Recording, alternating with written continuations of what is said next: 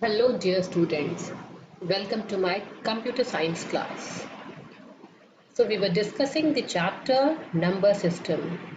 In the previous two chapters we have discussed the different types of number system, positional number system, non-positional number systems, their types, and we have also discussed the conversion of one number system to the other number system, from decimal number system to the binary number system, and from binary to the from binary to decimal number system. Now today we will discuss how can we convert a decimal number to octal number system, and how can we convert a decimal number to hexadecimal number system. So let us start with decimal to octal number system. So let us take an example of the number 260, and I have written the base as 10 because it is number from the decimal number system and I have to convert it to the octal number system. So in the previous class I have told whenever we are converting a decimal number to some other number system, we have to divide it repeatedly with the base. So when converting to binary number system, we have divided it with 2. Now here, because we have to convert it into octal number system, we will divide the number repeatedly with the base, that is 8. So it will come out to be 8 threes are 24, so it will be 3, and then 2 you have to write remainder separately, so it will be remainder will be 4. Then again dividing the number, 8 4s are 32, remainder will be 0, and then again you have to divide it till you get the quotient as 0. So 8 zeros are 0 and remainder is 4.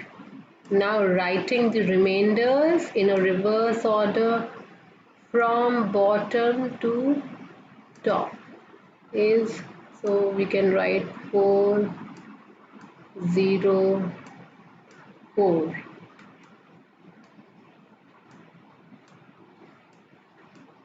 This is number from the octal number system.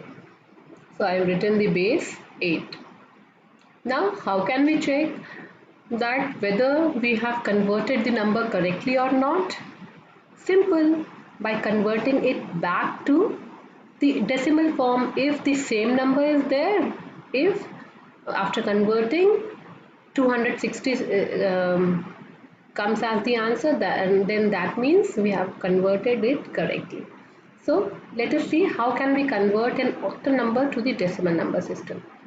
For that I have told you have to write the place value. So here you will write 8, the base is 8, so you will write 8 raised to the power 0.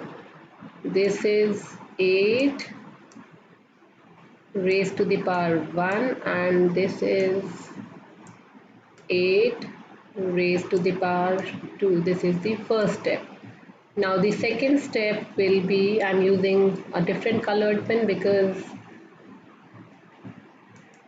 otherwise what will happen, you will get confused. So the digit is 4, so I will write 4 multiplied with 8 raised to the power 0 plus 8 raised to the power 1 multiplied with, the number is 0, so I'll write 0 here. Then 8 raised to the power 2 multiplied with the number 4. So Here 4 into 8 raised to the power 2 means 8 written 2 times, 8 into 8 with the multiplication sign in between. 8 into 8 is 64. Then it will come out to be 0. Any number multiplied with 0 will be 0. Here 4 and any number raised to the power 0 is 1. So the number will be 4 into 1. 64 into 4 is equal to 256 plus 4, which will be equal to 260. So that means our answer is correct.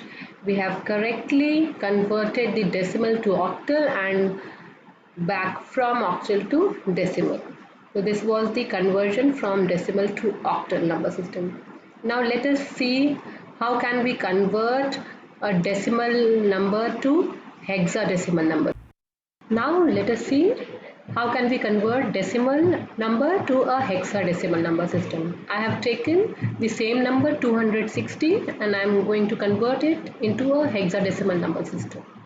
As I have told that for converting any decimal number to hexadecimal number, what we have to do? We have to divide repeatedly by the base in which we want to convert. So here the base is 16. We want to convert it into hexadecimal number. Hexa means 6, decimal is 10. So hexadecimal is 16. So 260, I'm writing here 260. So 16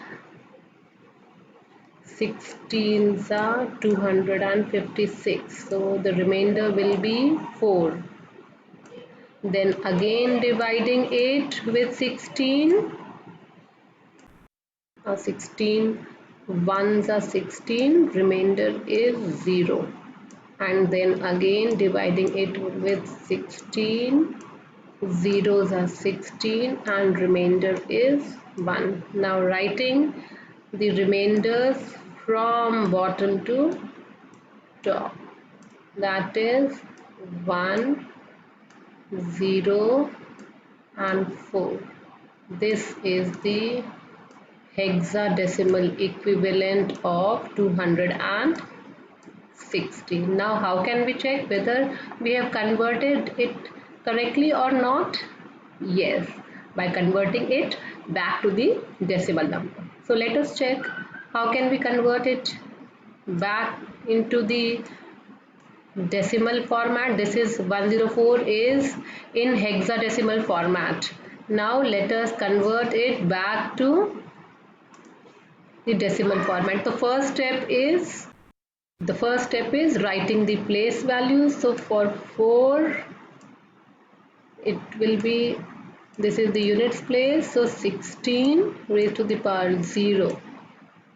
For the second place 16 raised to the power 1, and for the third place 16 raised to the power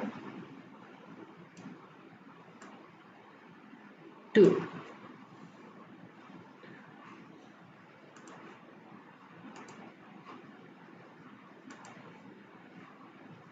This is 16 raised to, now multiplying the digit with the place value, the next step, and adding all the values.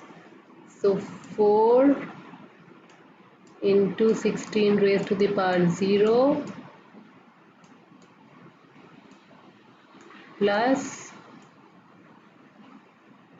0 into 16 raised to the power 1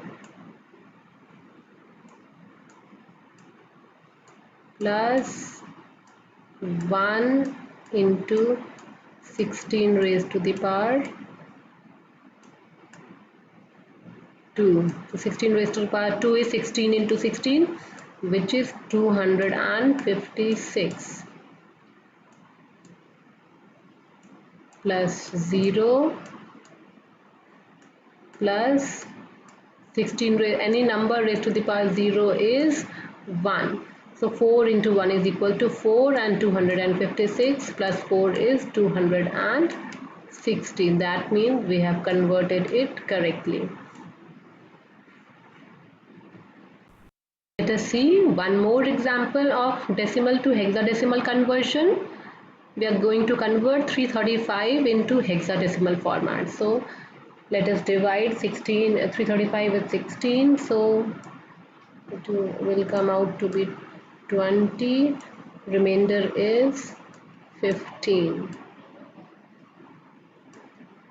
Then 16 ones are 16, and remainder is 4. Then 16 zeros are 0, remainder is 1. Now writing it from top to bottom, but here you have to remember one thing: 15 is equivalent to F. I have told there are total 16 digits. For in case of hexadecimal number system, 0 to 9, then A to F.